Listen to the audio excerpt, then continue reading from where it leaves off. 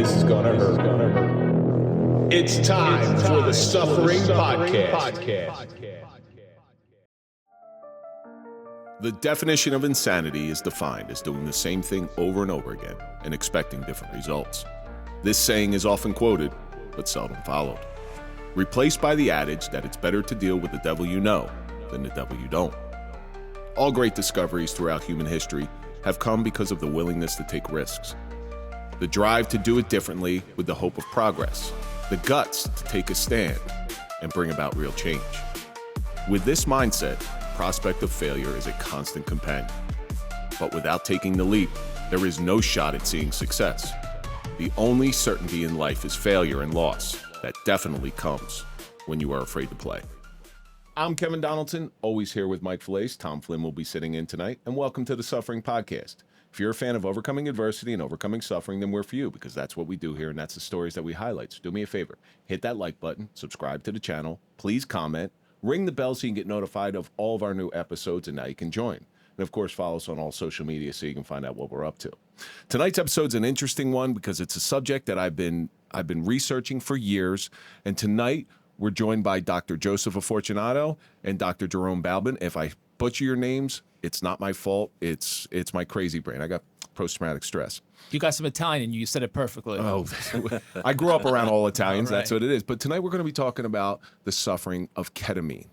Now, this ketamine therapy that you guys do is a huge gamble, but it's only when you take the biggest gambles that you have the biggest payoffs.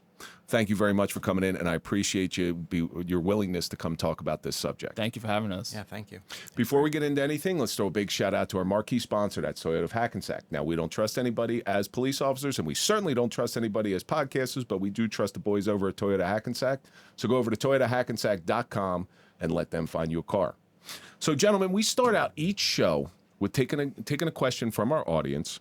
This question comes from Steinway. It says, who is your role model? Now, we all pattern ourselves after the people that are around, especially in our formative years. So can you, both of you gentlemen, we'll start off with Jerome, pick out one person that sort of shaped the way that you live your adult life? Just to think, just keeping it pretty basic, I think it's my father. Worked really hard. I'm first generation. He came here with nothing from the Philippines. So, I look up to him. He had our family, worked hard, honest living, and I looked up to him, whether it was working, supporting us, pretty straightforward. Like, I think that's where I get my work ethic and my passion and my drive from, and just how I interact with people, being nice to everybody, getting to know people. And I think a lot of that stems from my father, and I love him greatly for that. So I've had the opportunity to become very close with a lot of Filipino people. That a lot of them are involved in my church, and they're really people who I love. Here's what I found out about Filipinos. They are the most hardworking people, I think, on the planet.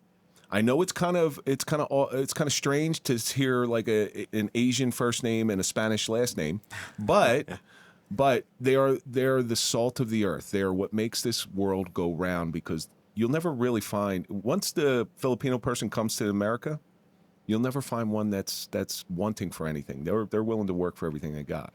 Oh yeah, 100%. Willing to work and willing to give. Yes, yeah. Yes, and when they give with their whole heart, it's a wonderful experience. Dr. Joe. Jerome took my answer here. Like, I'm a first generation person as well. My parents were both born in Italy, so I actually want to give a shout out to both of them. I'm going to say both of them are my role model, not just my dad or my mom, but I'm going to give credit to both of them, both from Italy, both hard working. They never got past second grade in school, and they came here to America, to raise their family, and same thing, work ethic, working hard.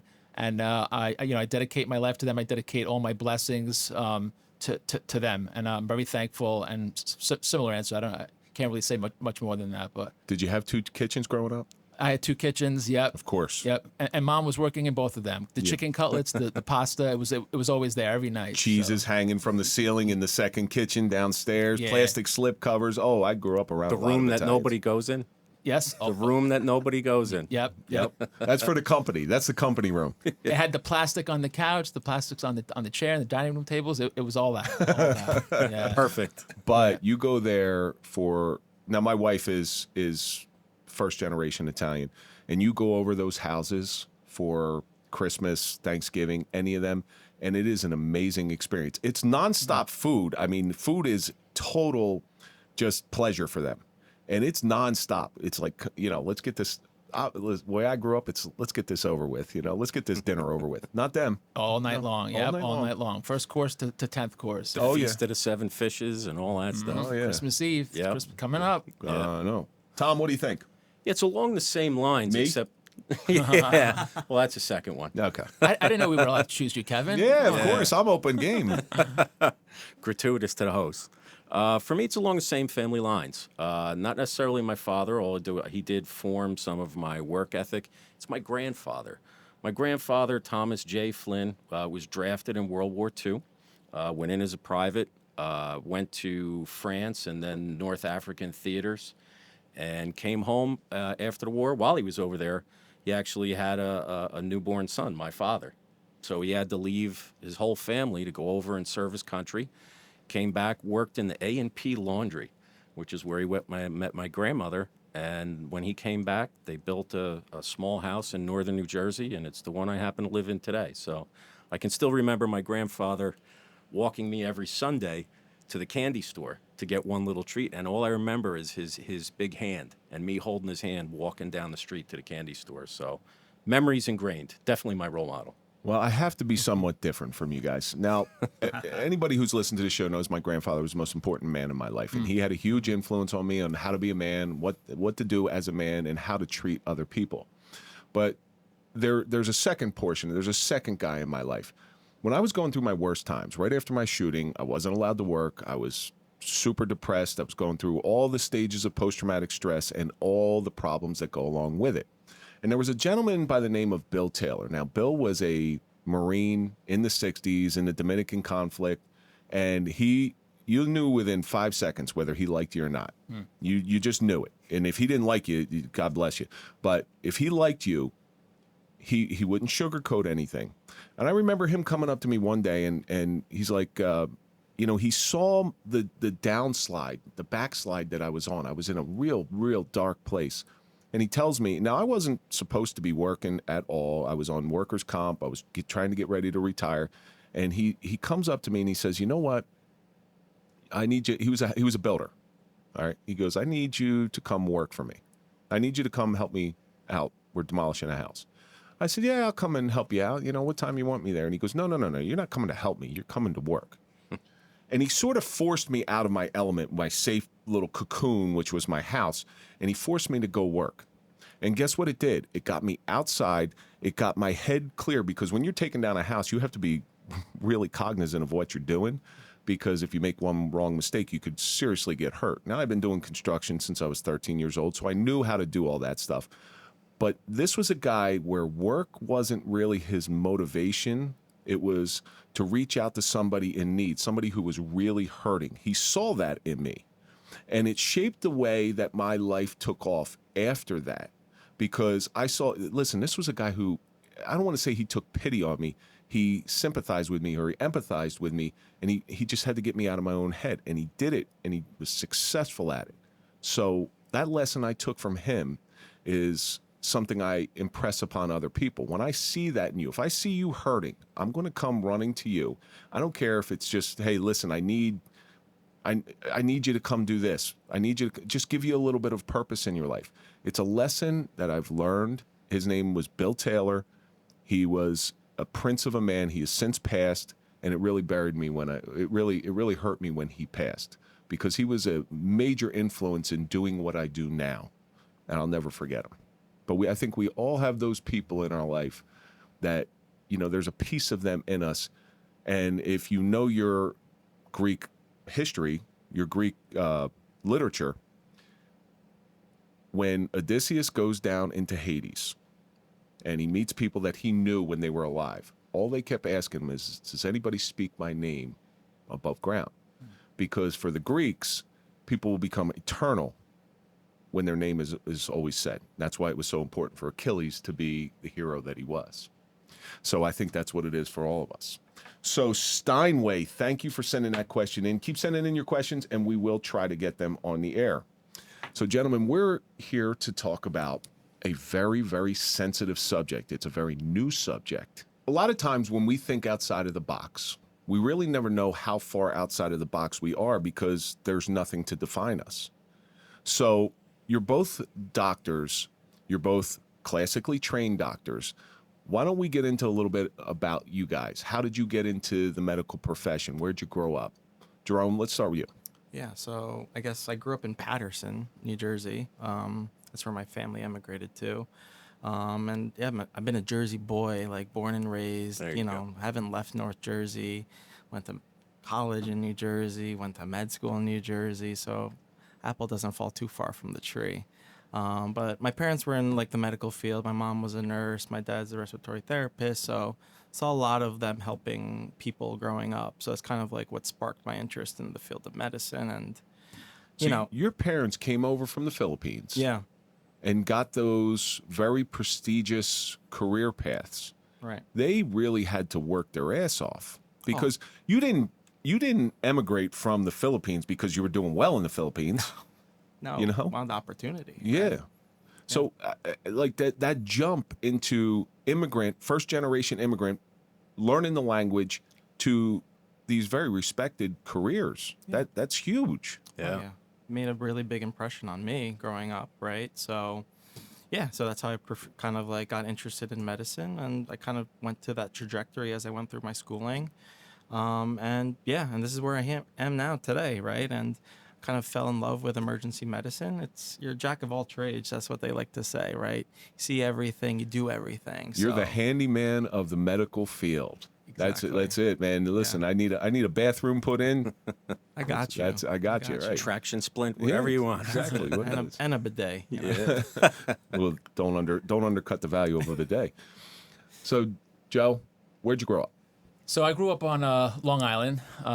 Similar, like I mentioned before, my family, I'm first generation. My parents came from Italy. And for me, it was different. They're not in the medical field. For me, they're like, essentially, we came to America and you're going to be a doctor because that's the prestige, right? That's what we're here for, to give you an education, to provide for an education. And we know that it's a great thing, not only helping people, but it's something that they weren't able to do. They didn't have an education. I mentioned earlier that they didn't get past second grade, growing up. So they wanted to see me succeed, and they're just like, you're going to be a doctor. So from that point on, I was like, okay, like I want to make my parents happy, and I'm going to go the path. And I went to did high school. I went away for college. I went upstate New York, and then I went to Pennsylvania for med school. And then I did my 4 years of training here in Jersey. And same thing, I've been an attending now for about 15 years, working in emergency medicine. And I don't think there's a better career, honestly. It's a great field, helping people. Obviously, that's cliche, but it works. Only certain people can do it. So you see working in emergency medicine, you see some of the worst and some of the craziest things. You never know on any given day you're going to get that horrible accident where you're going to get 15 people brought in, or somebody's going to come in because they got something stuck up their rear end. We see it all. We've seen it all, and especially in the hospital that we work at, it's the fifth busiest ER in the entire country. So, any given day, you don't know what to expect. There could be a gunshot wound on a Monday afternoon. It doesn't faze us anymore. We've seen it all, and we just handle it. Sometimes it's numb, especially during the times of COVID. I mean, it was a mess. I remember, walking through bodies, like dead bodies, for a slice of pizza, and it didn't matter. You would just have a slice of pizza with dead bodies all around you. I mean, that was a crazy time. On the topic of anxiety and depression, those times caused a lot of mental health disorders. But we're strong. We survived it, and we're stronger for it. So how did you deal with the mental stresses of the job? Because doing it for as long as you both have done it, you don't want to become desensitized to the trauma that's coming in there, because that's somebody's worst day. Mm-hmm. And it's something that police officers and doctors share in common. It's how you deal with the stresses. So there's a couple people with some of the worst humor in the world. You have doctors, police officers, morticians, or medical examiners. Mm-hmm. The worst of the worst humor in the world. So is humor something that you use to to deal with it? Yeah, I mean, you can joke around, you know. I think for me, it's having each other, right? Like you have other people that are going through it with you. Humor always helps, honestly, right? Like you make a joke, like like you said, it's sort of desensitizes where you're at, you know. Like, humor always helps, but this to a certain extent also, right? You can't always joke around with. Now There's a time and a place. Time and a place. Yeah, there's exactly, a time and a place, because if the public heard some of the things that we said to one another, and that's purely to relieve stress. It's not meant to be mean. 100%. It's meant to just. But there are some times where you have to remove the humanity. Like, say you lose somebody, and I know you've lost many people. You have to remove the humanity from what was once a person. Otherwise, because you got to go home. You got to go home and deal with it. You got to lay your head on a pillow. So I think that's the only thing to this day that still I have a hard time doing. Like pronouncing someone's family member dead, right? You're saying time of death is this time. And going to the patient's family and telling them that they died and they didn't make it. That still to this day is something that you can never feel comfortable doing. And anything else, anything that comes in, like I said, a trauma, gunshot wound, a heart attack, stroke, I can deal with it. It doesn't faze me. I go home, I live my life, and that's it. But still pronouncing someone dead and telling their family member, it's still the hardest thing. And you can never get used to that. And you have to have a certain modicum of empathy, because if you have that empathy and you connect with that person that you're giving the worst news possible to, you're going to be seen as the greatest doctor in the world. Conversely to that, you go out there cold, sorry, didn't make it. Now all of a sudden, boy, that doctor was a real prick. Two bad events instead of just one. Yeah. Exactly. So do you congregate with your fellow doctors? Do you go out, have a drink or two? Most definitely. All the time. Most definitely. All the time. It's the way to relieve stress, honestly, just go out there, talk about the day, and it helps with your mental health, Well, that's the big thing, that's the big stress is you're tasked, and I'm sure while you're doing the task, it's actually probably a little bit easier because your mind's focused. But afterwards, that's when it starts hitting you. Yeah. 100%. It's just hard to come down from that too, right? You go into this field, you want to save everybody, right? And that's not reality, right? No. It's not until you have to actually tell someone that their loved one is dead or there's some bad news. So you got to cope somehow. I think we do a pretty good job coping. Yeah. Is there anyone that, with keeping anonymity in place, is there anyone that really hit you hard? When you have to tell a parent that their child is sick or that they've gone and passed, right? That's the hardest. You can't eliminate the shrills and the shrieks of a mother or father when they get that news. No one wakes up thinking that their child is not going to be with them at night or that they're not going to tuck them in. So those situations really hit hard. I have to step out, right, and just kind of reset and just take it in, decompress, and feel grateful for what we're doing for people who, on a daily basis that we're providing the care to, which is, why we do this. Yeah. There's a beautiful picture of a doctor from an ER. It was on social media somewhere, and he had just lost somebody.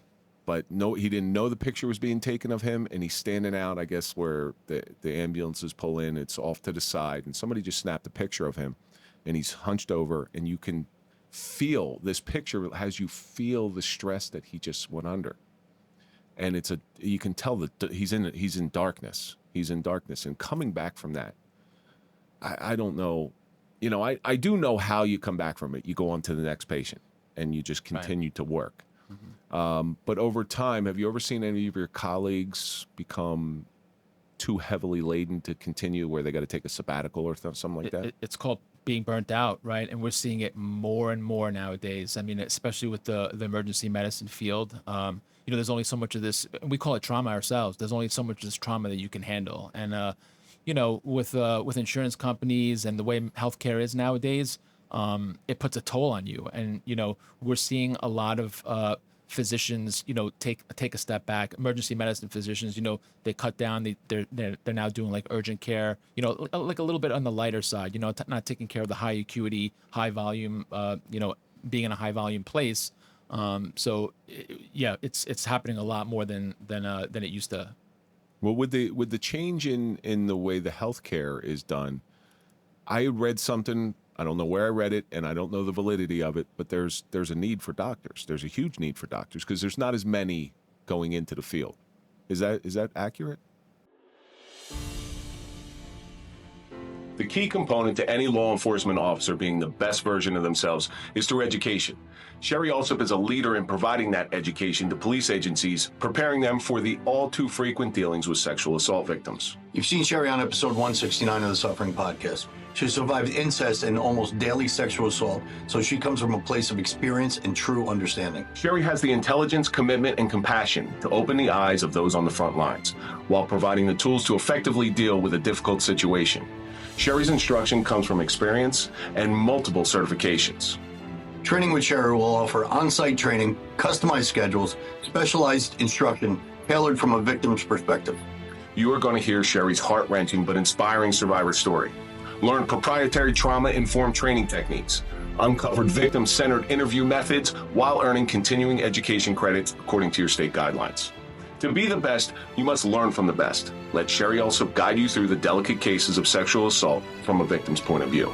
Be a source of comfort to those victims affected by these traumatic experiences while producing a solid investigation and uncovering details that often go unnoticed. To find out more or to contact Sherrie Allsup, go to sherrieallsup.com. That's SherrieAllsup.com. With people starting their own businesses now, and the finance world, and different careers that people can take to earn almost a similar living, or if not a better living, and they don't have to experience the 12 to 16 years of schooling and education, then why not take that route, right? And coming out $500,000 in debt as well. Yeah, that's the big one. That's the biggest thing. Yeah. So Yeah. I mean, people are smart now. I have a 3-year-old, and I'm not pushing him to be a physician. In all honesty, I don't want him to go through all that. I think Tom will agree with me on this. The one thing I don't want my kids to be is a police officer. Agreed. It's funny. We all experience our careers, and we know the best and the worst of it, right? But unfortunately, I know that's where he's going to I already know it. Because I never wanted, I played football from the time I was 7 till I was 22.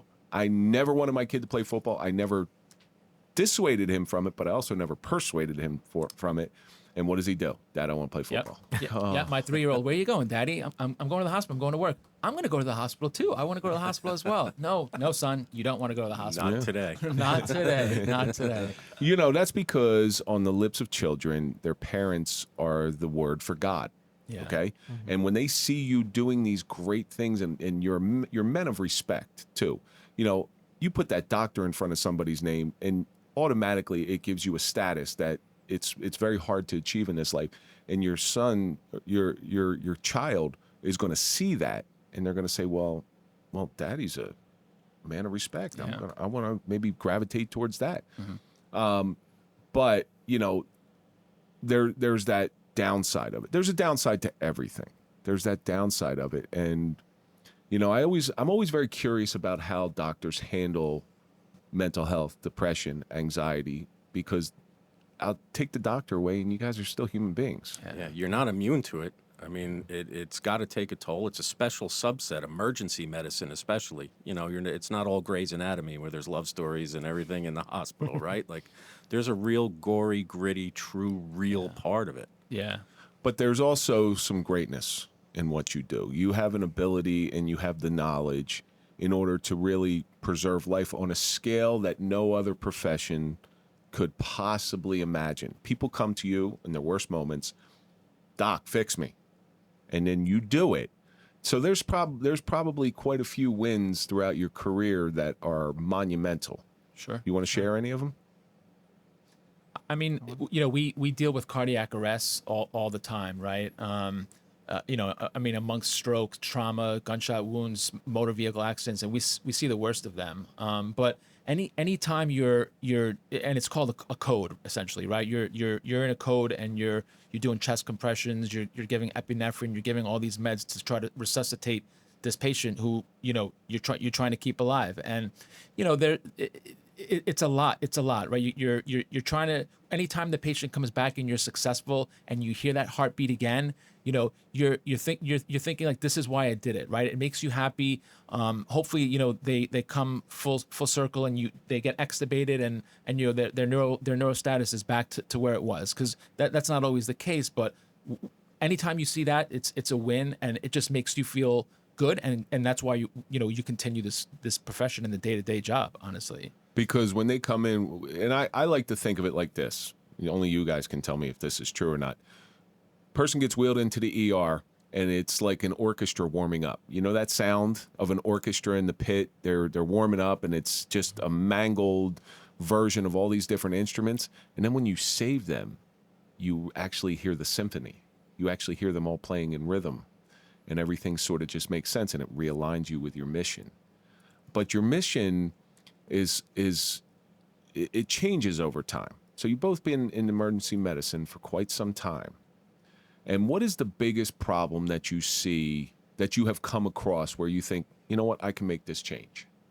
I would say, the follow-up, sometimes I just want to make sure they're doing okay after I've taken care of them. And that kind of, you always wonder, right? Oh, what did they think of me? Did they think, I was not the nicest guy or the nicest guy and a great doctor? But you kind of, like you said before, like you kind of have to see the next patient and just forget about it. But you went into medicine, or I went into medicine, to kind of take care of people. And sometimes patients don't even know that I took care of them. They're just completely out of it. And then by the time they wake up, they're feeling better. They're in a different floor in the hospital, and they don't even know what doctor took care of them. So yeah, I guess the limitation for me that kind of is like tough to embrace is kind of like the lack of follow-up that I kind of want sometimes. It's a time spent with the patient, and I know we're going to get into this later, but this is why we ended up doing this ketamine clinic, right? It's good to see the patient come back. We never see the patient come back after, right? We treat them, and they, it's saying we treat them and we street them, right? We never see them come back. But now with this ketamine clinic, it's like, hey, you helped me, doc, and they're coming back and they're being thankful. We never see that like in our day-to-day life in the ER, because we don't know the results. I mean, we can follow up with them, but this is another reason why we ended up starting this ketamine clinic. I know we'll go into that later. It fills that void, void of not seeing the patient and really caring for them post-incident. Right. It's a thankless job for sure, for most of the day. Well, so doctors, there's a butter zone where you got to give them what they need, not necessarily what they want. Although there's sometimes, and I'll give you a perfect example. I went in, I had a diverticulitis attack, and the doctor standing over me is a guy actually I pulled over. Okay, and I recognize him. Of course, I'd never give physicians tickets because of the fear of this very scenario. Cop's worst nightmare. Correct. He comes in and he's like, just does one of these. Like, yep. And I said, Doc, I've been an athlete since I was 7 years old. You need to ramp it up because I'm in some serious pain. And he gave me 3 shots, 3 hits of Dilaudid. And I was like, you can take my finger off. I don't really care. I just don't care what you do now. But so I would have taken 5 shots if he would have given it to me. But I know 3 was the limit, and there was a limitation to what he could provide and what I wanted. Sure. And he did the best that he could. And I was, so, you ever get somebody into the emergency room where they say, hey, I need this, this, and this, and they're like, well, that's not happening. Kevin, that's 20% of our patients that come in. Oh, really? I mean, they know what they want. They know what they're looking for, but we're experienced. We know what they want, and we know what they're looking for as well. I mean, pain is for real, but like you said, there's only so much that we can do. We have people looking at us as well. Hey, like, why are you prescribing so many? We're like, why are you giving so much opioids? Like, I mean, the hospital that we're at now, they're trying to limit how much opioids we're giving to patients, trying to find different modalities of treating pain. Again, another reason why we're doing ketamine, right? So because the ketamine treats chronic pain as well. But yeah, I mean, it's you have administration looking at you, so there's limitations, and addiction, right? Like the patient's like, okay, now I got opioids, morphine, Dilaudid, I'm going to come back and get some more. But we see those patients, all the time, and we're able to distinguish, whether it's real or not, just with our experience. By the way, Dilaudid. Big thumbs up on Dilaudid. It's good that you got 3 doses going. Lucky guy. It still hurt. Where'd you go? It's still. Well, this is a long time ago. It still hurt, but I just didn't give a shit. Yeah. That's what it was. I just didn't care. I Yeah. was like, all right, whatever. You know, it hurts. Yeah. I mean, Whatever. that's the feeling it's supposed to give you, but at least you felt better, right? Oh yeah, and it just got me over that little hump. Well, the body heals itself, right? You got to give it time and whatever you need in the meantime, right? But the body will heal itself. So I need to know this because this is such a weird transition. Is how did ketamine come on the radar? I know you're reading all the time and trying to refine your craft. That's why you practice medicine. How did ketamine come on your radar? Because to me, that's Special K, right? Yeah, Like that's that's what a we know. drug. That's a hard drug. I don't understand how two classically trained medical professionals, doctors, doing this for a long time, all of a sudden say, hey, this is a viable option. I mean, we see patients with mental health disorders in the ER all the time, right? But we see them in the acute phase, right? They're suicidal, they're homicidal, right? Or they're under the influence of PCP or any drug, right? And we know how ketamine works. We work with ketamine in the ER on a daily basis at extremely high doses. For what? So let's say for sedation, like let's say, for instance, going on PCP, a patient comes in, 35, 40-year-old male comes in on PCP, extremely agitated, right? You need 6 security guys, even police officers that are in the ER to hold this guy down. But even the police officers, 4 or 5 of them, they can't pin this guy down, right? Like when you're on PCP, you have this crazy strength. Break their collarbones. That's Right. the only way to do it. So exactly. So you get the ketamine, right? So you get the nurse, hey, hit this guy with some ketamine and give it like a minute and they're out, right? Extreme high doses. You can use it for good things as well, right? Like a 5-year-old has a laceration on his arm. He cut himself, tripping or fell off of a bike. The kid needs some sedation, or else he's going to be crying. He's going to be moving. How is the physician going to stitch him up? The ketamine sedates you. It makes you feel good, and you have time to stitch this boy up, this girl up. So how long has ketamine been used in the medical field? Over 50 years. And when did it start getting a bad reputation that I know of? We see it from the abuse side, but now there's a therapeutic end. I mean, everybody knows ketamine as the horse tranquilizer, right? That's what we get all the time from our patients, right? It's been around for so long. It's just until recently that, people, I guess, who abused it, right? And they're like, wait a minute, like, this is helping my anxiety. This is helping my depression. And lo and behold, now there's studies, like at smaller doses, it's known to help this now, help these disorders, these symptoms now. With ketamine being on the scene as long, actually, when did it become an abuse issue? Because if you look back over medicine, I mean, they used cocaine, they used heroin, and which kind of transformed into morphine. So it was, I guess, anything that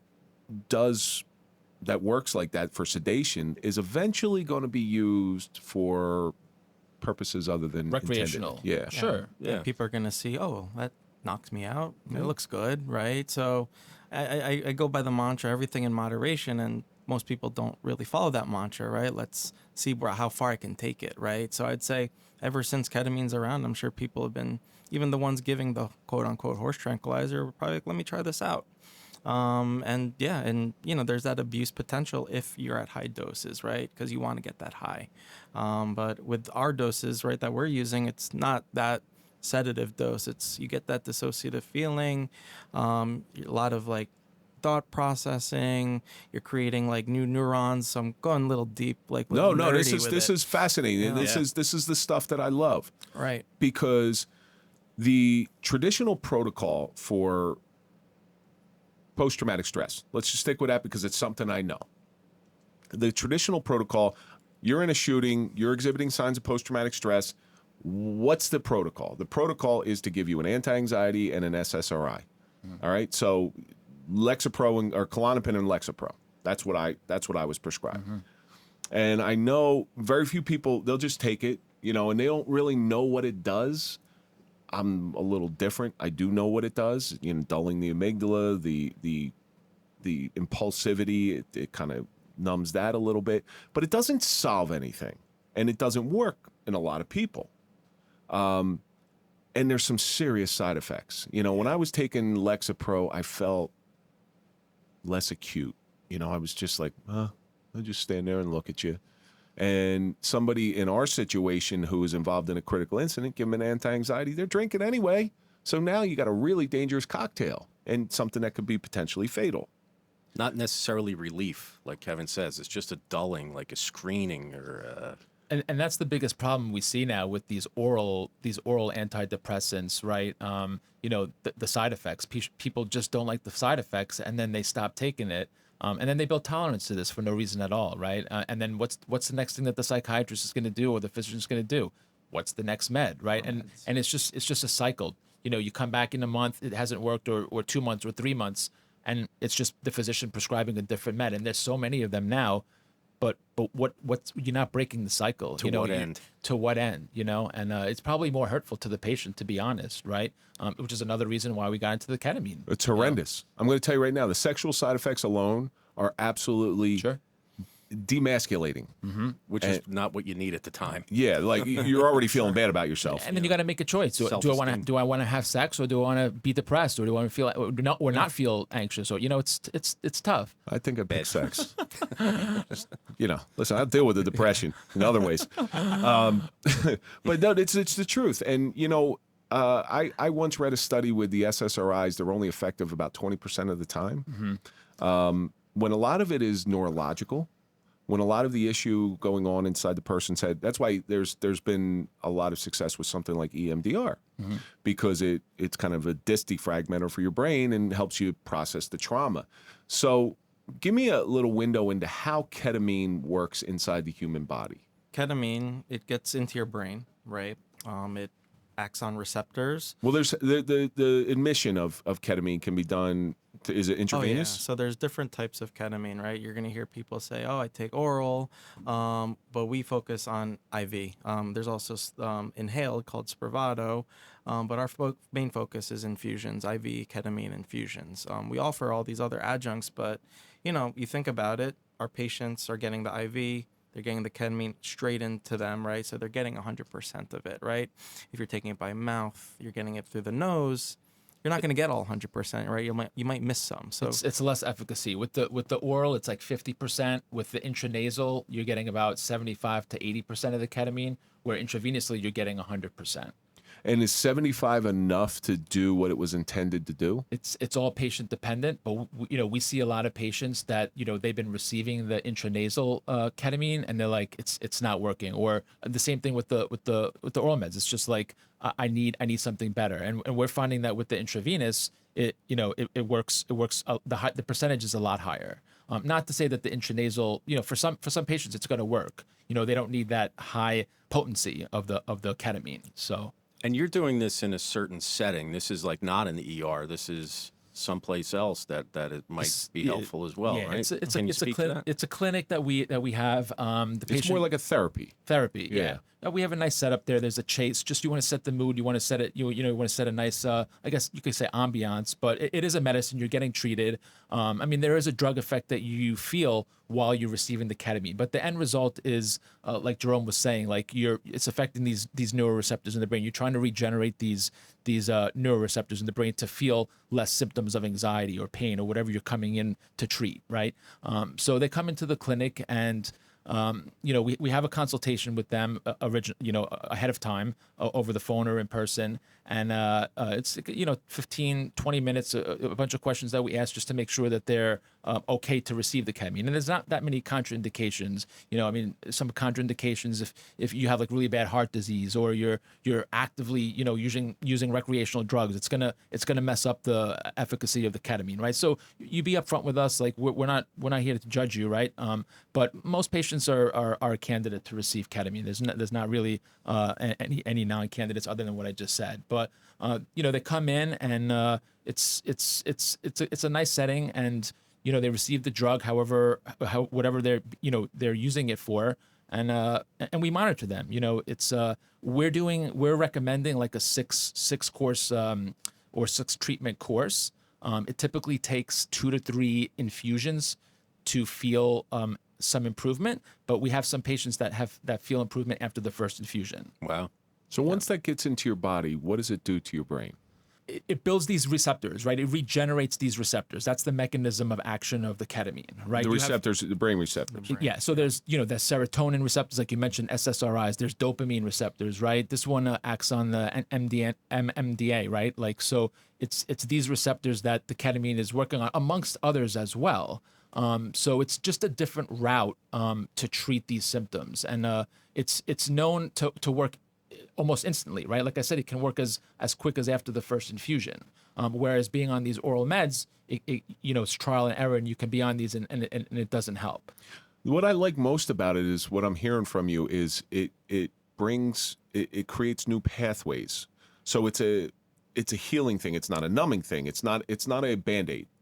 This is actually something that can promote true healing. It regenerates these. Right. these sure. Yeah, and change. Which is amazing. Which is amazing. So somebody who has past trauma that is dealing with anxiety, depression, whatever you may be, and they create these new pathways, will that give the trauma a place to go where they could possibly deal with it? Is that how it works? You could say that that's how it works. I mean, there's still research being done. I mean, you can put your own spin on how it works, right? I mean, there's the pathophys, the actual science behind it, or just in layman terms, right? How you're feeling, or exactly like what you said, like putting the trauma aside, putting those symptoms like aside, and you can explain it that way as well. Well, if the river gets dammed up and you're able to create a new neural pathway or an eddy going around it or something like that, Right. all of a sudden the logjam breaks and it goes to the place where it's supposed to go. Right. Right, kind of releasing that burden, right? That Yeah. people carry. You're treating more of the actual problem than just the symptoms, Right. And it's long lasting. Right. My question would be like, I'm assuming, listen, anybody that has these conditions, neuropathic pain, PTS, anxiety, depression, is a candidate. But in your experience, especially being ER docs, Kevin and I being law enforcement, is there a special population that you see that Just want to get high? yeah. Yeah, I mean, that might be a little. Listen, military and law enforcement, we're at risk for PTS. Like we just have higher occurrences of it based on. Do you see that as part of your patient base, or? The Suffering Podcast welcomes our newest sponsor, KetaRevive. Ketamine infusions that are personalized, accessible, and holistic. Proven treatments for post-traumatic stress, depression, anxiety, chronic pain, neuropathic pain, and so much more.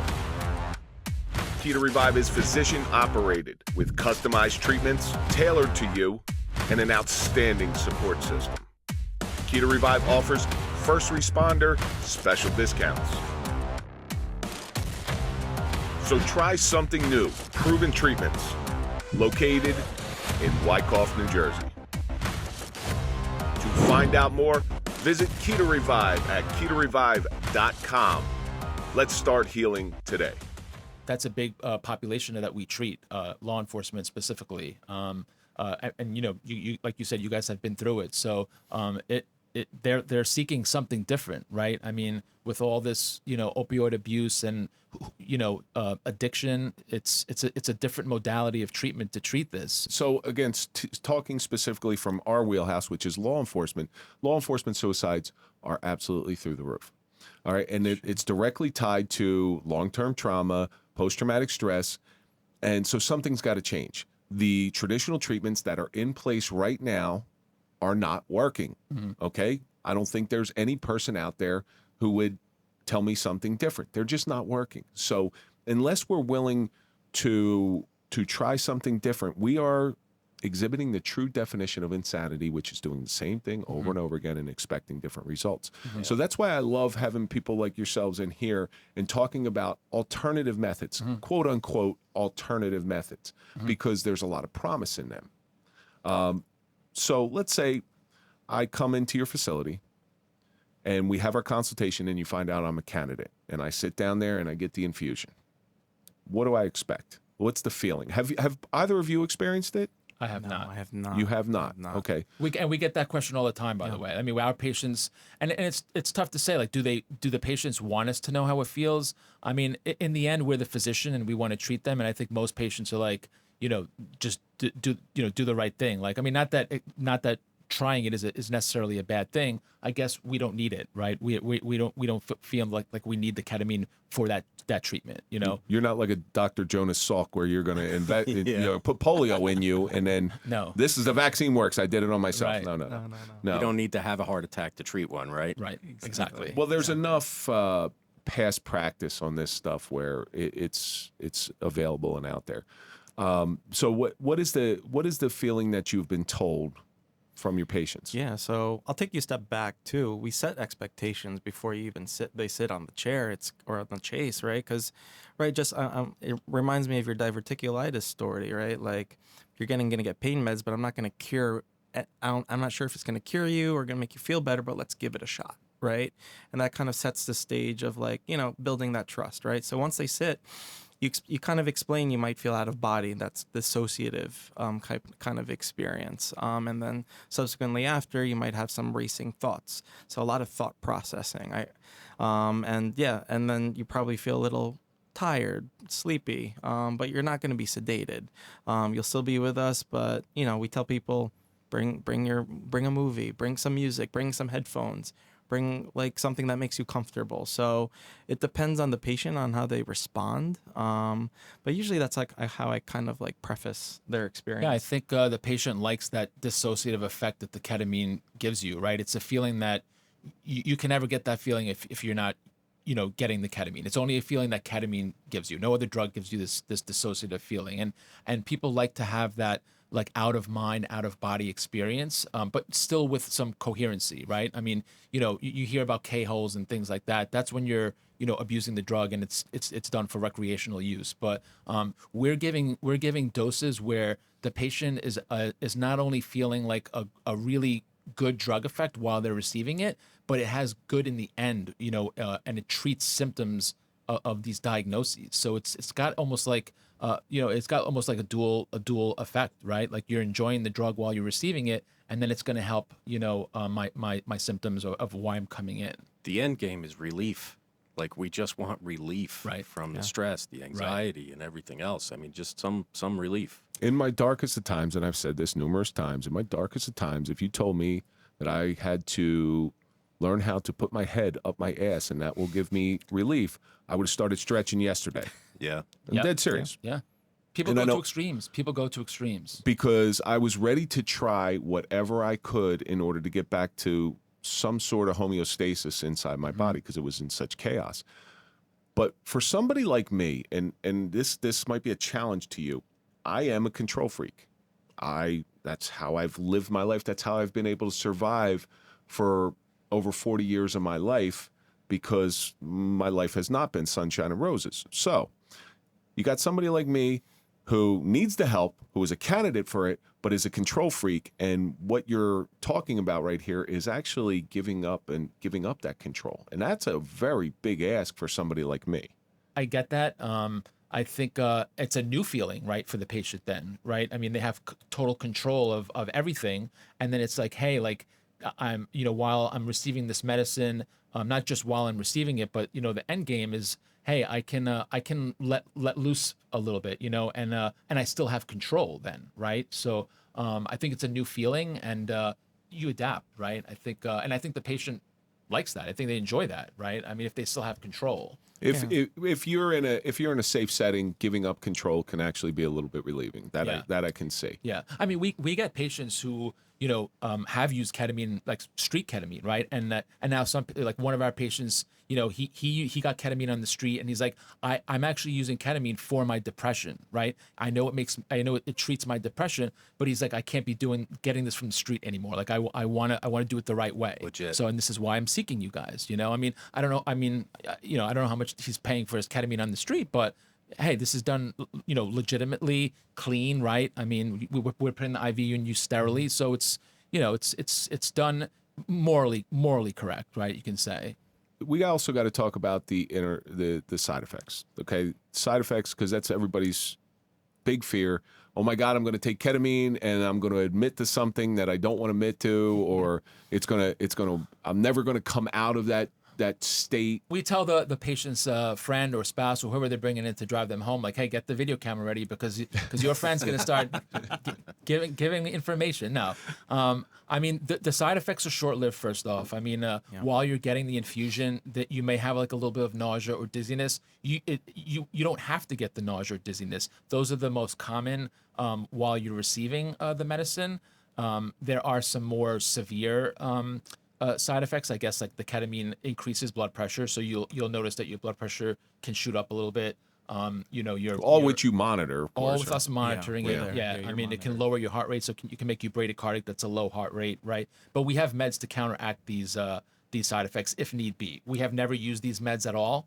They're known side effects, but and like we said, we work in an ER where we're using extremely high doses during the ketamine infusions for post-traumatic stress, anxiety, depression in our clinic.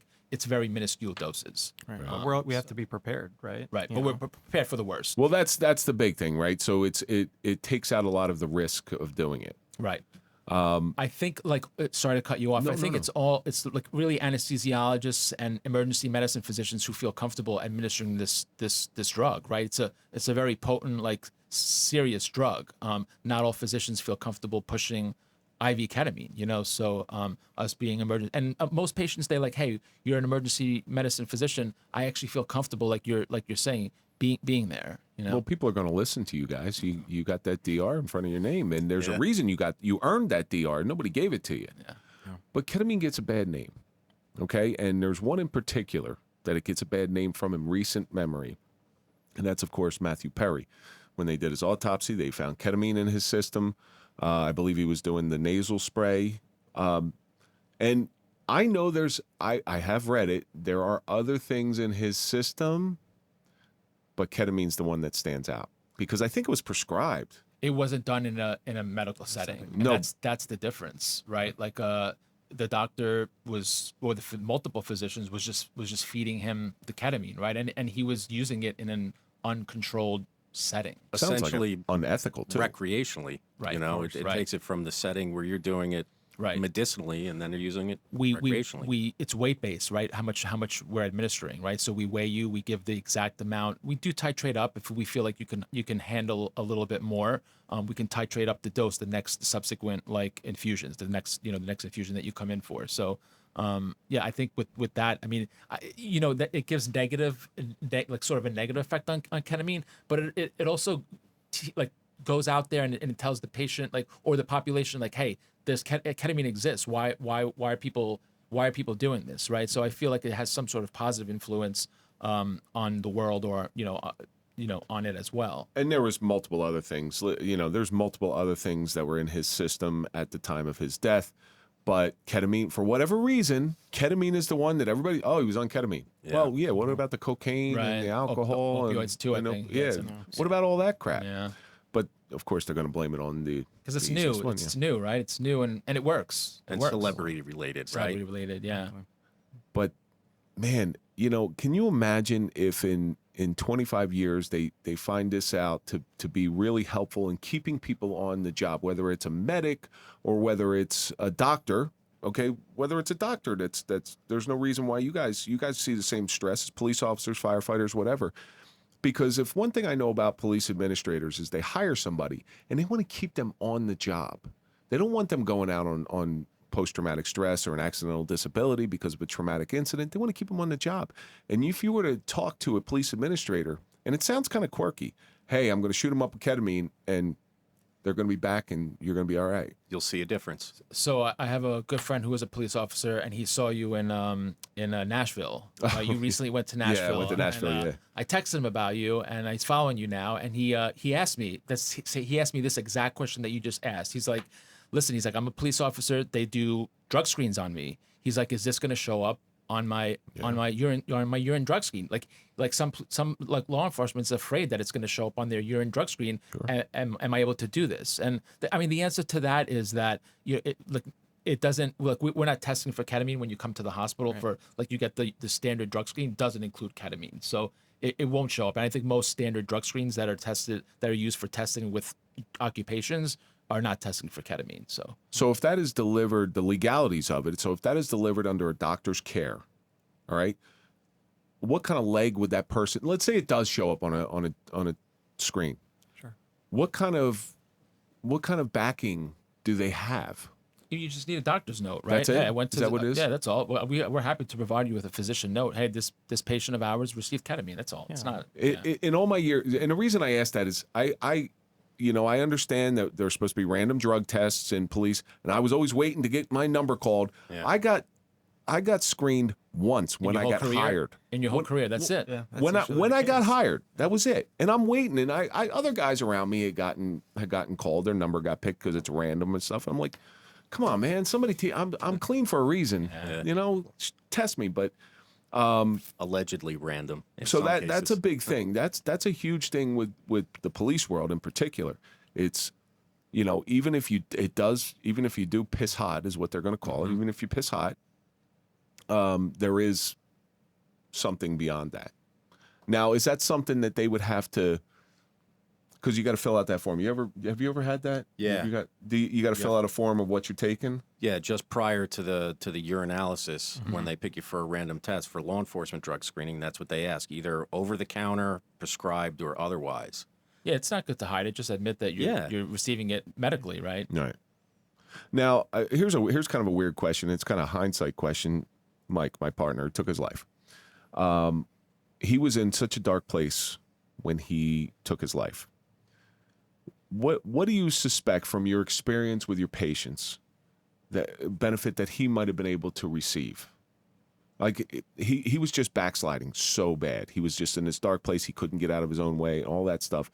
So somebody like that comes in there, and you're kind of like the last resort. You're never the first person somebody comes to. You're always going to be the last person because they've tried everything else. What can that do for somebody like him who was in that dark place contemplating suicide? Yeah, it gives them hope, right? That there's something out there, right? I think that's what patients want in that kind of like situation, right? Like you're at the bottom of the lowest, right? So any glimmer of hope, and if I'm feeling like 1% better than I was yesterday, like I feel like shit today, but I feel less shitty today. That's a plus, right? I think that's a huge thing for anyone without any hope. So giving someone hope at that time, I think, that would have been great, right? Just offering a modality that they've never tried before, and hey, shit, this might work. To lift that 10,000-ton dark blanket, it's tough to describe, but yeah. And that word hope, it means a lot, honestly. We have a patient that we treat. He's a pain management like nurse practitioner, and he comes in, and after the first infusion, he wrote us an email. He's saying, listen, like I feel more dedicated to my patients. He's like, you have given me hope to like enjoy like what I do again. And that email is great, right? Like it just makes you want to treat the next patient, Yeah. So out of all this time we're talking about ketamine, and you're talking about your clinic, we never mentioned the name of your clinic. And please. KetaRevive. KetaRevive. New Jersey. KetaRevive, yeah. And that's in Wyckoff, New Jersey. Of course, we'll put up a nice lower third on all that stuff. So you've seen a lot of successes. You've gotten those emails. Does it drive you to continue? Is this? You think this is the wave of the future? Well, to be honest, we actually met with a psychiatrist today, and like I mentioned, psychiatrists, they're not comfortable pushing the ketamine, but they know it works. And why are they uncomfortable about it? It's a potent medicine. I mean, you can go into a lot of different, conspiracy theories as well, right? Like I know we had this conversation in the past where like big pharma rules all meds, and like this is not covered by insurance, the intravenous form, but it works, right? So why isn't it covered by insurances? Because then it might put psychiatrists out of business. It might put big pharma out of business, right? To be honest, and I'm a physician giving you what could be, it's just a conspiracy theory, but it's possible, right? Like this works, and it can put other people out of business, right? But we saw the psychiatrist today, and she's like, she wants to prescribe ketamine to her patients. She knows that the ketamine works, and she's looking to team up with us and educate people on ketamine and start prescribing it herself and having us deliver the medicine. Yeah, I think an important part from that, right? Psychiatrists are hopping on board. They see the research, it's working. But I think the important thing that we stress is continue seeing your therapist, right? You have like like psychiatrists, psychologists who are specialized and trained in ketamine associated therapy. So then these people can kind of process and help, like, decrease that burden, the thoughts that are coming to your head, and helping you guide you along these new pathways that the ketamine is creating. So yeah, I think it's more of like a team-based effort, right? It's not just the ketamine. It's going to be more the ketamine plus the therapy, and then continuing, whatever medical management that you've been taking, the pills, and the other, stuff that is getting you through the day. A kaleidoscope of treatment versus just one avenue, right? So you're looking at the full picture, which is good. Exactly. Right. In businesses such as yours, in the medical field in general, in a perfect world, you would be out of a job. In the perfect world for police officers, we would be out of a job. For us, a perfect world was nobody commits crime. You don't need police officers anymore, right? In your world, nobody gets sick, injured, or hurt, or nobody needs therapy. Nobody needs ketamine infusions because everybody's okay mentally. That's a perfect world. We all know the perfect world doesn't exist, and it will never exist. We all know that crime will never stop, and it's just the way that it is. And it's weird. You give 6 infusion. Your protocol would be 6 infusions. And then how often do you have to come back for like a re-up? Or The research shows twice a week, over 3 weeks, or once a week for 6 weeks. That's the treatment. And then you come in for booster infusions as needed. It's patient dependent. We have one patient that before he came in for his booster infusion, he started to feel depressed, and he's like, you know what, I need to nip this in the butt before I get to the bad state where he was. And he was suicidal every day for 3 years. He said, I want to die every day for 3 years. After that first infusion, he did not say that again. And his family member, it not only affects him, but it's affecting his family, right? And his family member was like, you not only treated his life, but you treated my life, right? You made my life better, right? I mean, that's a big thing. And it took probably 5 months that he in between infusions where he had to come in for a booster infusion. So that's all patient dependent. Everybody, we have some patients that come in on a monthly basis just to get their maintenance dose, right? Like, hey, come in, and I don't want to have any feelings of depression or anxiety or whatever your symptom you're treating, and you come in on your own schedule. a lot of times, those people at home, they take the brunt of it. I watch my wife go through it. And if there was something out there, if I was aware of these types of treatments when I was there, you better believe I would do it because I had the time. For sure. I had the time, and I really wanted to get better. I just couldn't get out of my own way. Yeah. But now you're giving them a path to get out of their own way. So do you see this as something in the future that's going to be more mainstream accepted, more medically accepted, something where insurance actually will cover it? I think they're going to be forced to cover it, right? I mean, mental health is out there. I mean, there's been a big push to share your true feelings, right? And what's wrong with that? Like, everyone hid their feelings back in the day, and I feel like there's a big push to for camaraderie, to all of us to learn about it, and now again this ketamine is starting to be used, the past few years.